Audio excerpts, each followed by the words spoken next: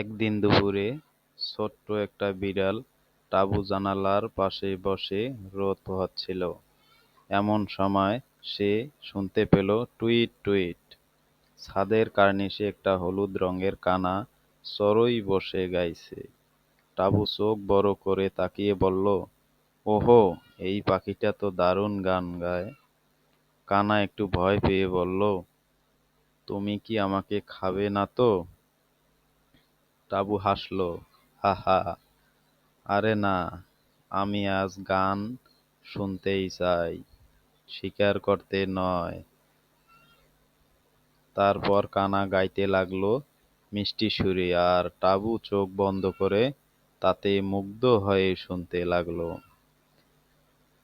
শেষে কানা বলল, তুমি তো সত্যিই অন্যরকম এক বিড়াল।